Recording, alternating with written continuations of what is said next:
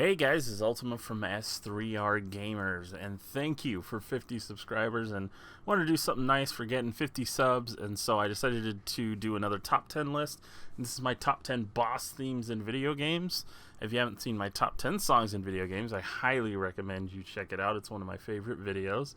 And in there, I discluded main themes and boss themes, so I decided let's do the top 10 boss themes in video games.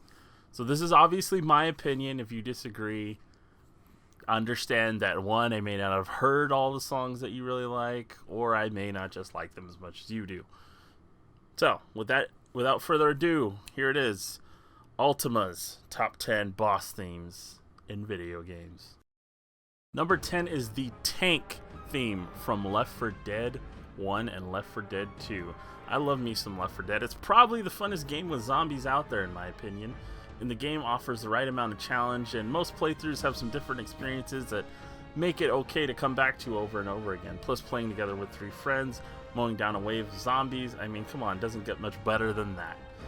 Now if you play the game long enough, you'll eventually hear a song that fills you with immediate dread. And this is the kind that, like, when you ditch school and you didn't pick up the phone before your parents when the school called and asked why you were absent, you know, not because they care, because they don't get as much money when you're absent, so that's really why they, calling.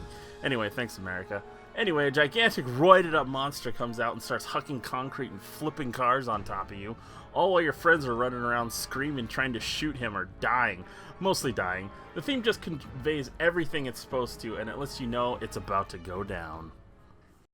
Coming in at number 9 is Darth Malak battle theme from Star Wars Knights of the Old Republic.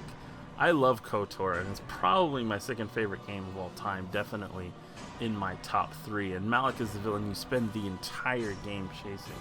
When you finally meet him in the final battle, it's truly epic, and if you're not very good at things like me, it's actually really hard. I remember how much of a struggle the first playthrough was when I had to fight Malak. His battle theme is fitting of a true Sith Lord, and when you finally defeat him, you can either reclaim the mantle of the Dark Lord or end Malak and the Sith's reign of terror. Ultimately, it's the choices you made throughout the game that determine what you do, unless of course you just decide to join Bastila on the dark side after an entire game of good, proving once and for all that even the most powerful Jedi cares only about one thing: dab booty. Number 8 is the mini-boss theme from The Legend of Zelda Ocarina of Time. Alright, I could sit here and pretend like there's some special reason and that makes everything come together and it fits, but this one's purely because I like the song. The fact is, you hear this in every dungeon and it never gets old. There are very few songs that you will hear more often than this, and Koji Kondo made sure you wouldn't have to mute your TV after the 10th time. Now, if only Liz Alphos had a mute button. Okay. What's up, bro? God, you make the fiendish, god-awful noise. Number 7, Megalomania from the Sans fight in Undertale. So you've done everything in Undertale and everyone is happy and the underground is safe. But you know, what happens if you just kill everybody? I mean, seriously, if you think about it, anyone that does the genocide run is pretty sick. The fact of the matter is they call this out to you in the middle of the game. I mean, you really only do this just so you can see what happens. Well, after you kill everyone because you're a horrible person, everyone but Flowey, Asgore, and Sans is still alive. You're then treated to one of the most insane boss fights in recent memory, as it's up to Sans to stop your horrible reign of terror, because once again, you are a terrible, terrible person. Now, from my understanding, Megalovania has become a signature for Toby Fox, and it's easy to see why. This song is absolutely fantastic. The only reason I probably didn't put this higher on the list is because I only heard the song within the last few months, and admittedly, I don't know where this song's going to stand for me in the long run, because I'm pretty fickle with music, and sometimes I just don't care about a song anymore after a while. So I don't know, but for right now, it's pretty darn good, and I love it, and so let's see what happens. Number 6, Dancing Mad from Final Fantasy VI. I mean, what is there to say? Final Fantasy VI is one of the best Final Fantasy titles, and it's got one of the best soundtracks ever. I already put Terra's theme at the top of my best songs in video games, and Dancing Mad is, it's kind of an interesting song. It's separated into 4 pieces, as the final boss fight is 4 separate stages. I think for a lot of people, it's one of the best boss themes around, but the main reason it isn't higher is that I feel like the song's a little much at one point. It's 4 songs rolled together, and it's 17 minutes long on the soundtrack. I mean, seriously, what is this song? American Pie? In-A-Gadda-Da-Vida? Like, I can't really put it higher, because I also feel like the final tier when you're fighting Kefka, that part of the song's probably one of the weaker parts of it. Now, I know what you're thinking, well, why is it here? Honestly, it's here because I respect its place, and I do feel like it's very good. But the main reason I wanted to point out my issues with it is because I wanted to defend me not having it any higher than 6 on the list. Number 5, Star Wolf from Star Fox 64. One of the best parts of Star Fox 64 was getting to have dogfights with the rival team Star Wolf. And one of the best parts about the experience was the music they played during. It was fun and epic and made me get into the mood of trying to shoot down enemy ships that didn't just stand there as I shot them. Whether it's the first encounter or the final fight on hard mode in Venom, it's a fantastic treat to listen to this song. It makes you remember all the great lines in these battles. Fox, get this guy off me! Shut up, Slippy, no one likes you! Number 4, Wileys Castle 1, Mega Man 2.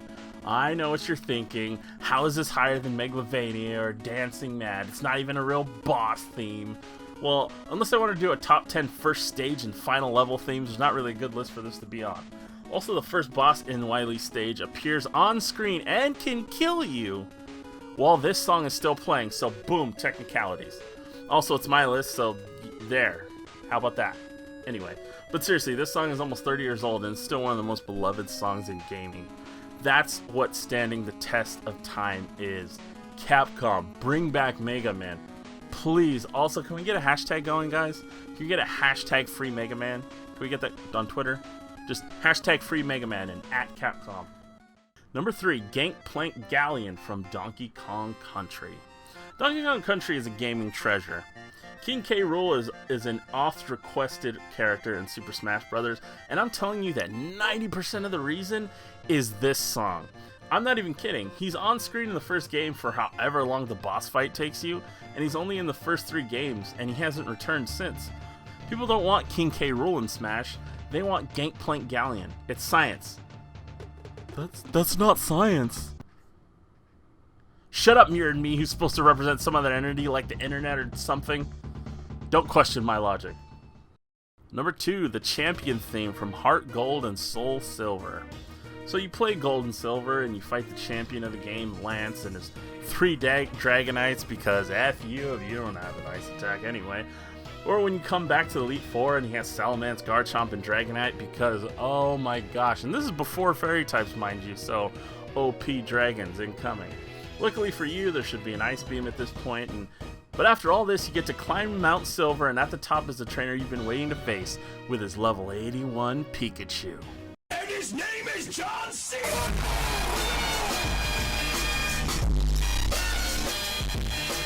And number 1 is every boss theme from Final Fantasy VII. Now, maybe that's cheating, I don't know, to include all of them, but seriously, there's 3 major boss themes in this game, and they're all absolutely fantastic. And I'm just going to gush about it a little bit, I can't even lie. Okay, the first one is just a regular boss theme that happens when you fight a number of bosses in the game. It's just super duper cool, and it's got this sick riff in it, and it just sounds fun, it makes you want to kill things. And sometimes I just, I want to pause the game and just let the song play and forever and ever, and I don't even want to win this fight. And then also there's the Genova theme, which plays every time you fight Genova.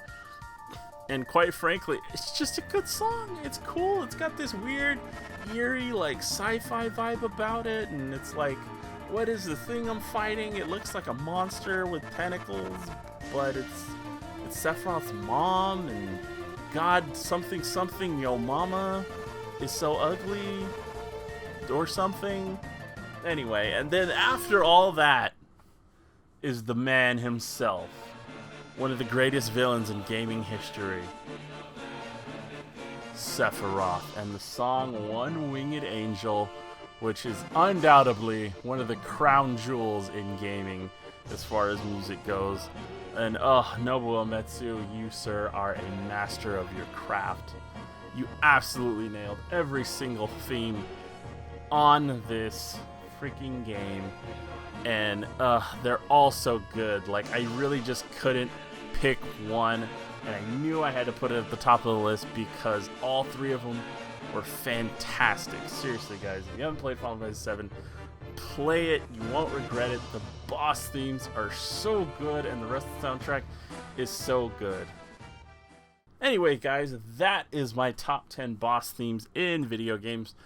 This was a little bit of a different setup than I did for my last video, so if you watched both, let me know.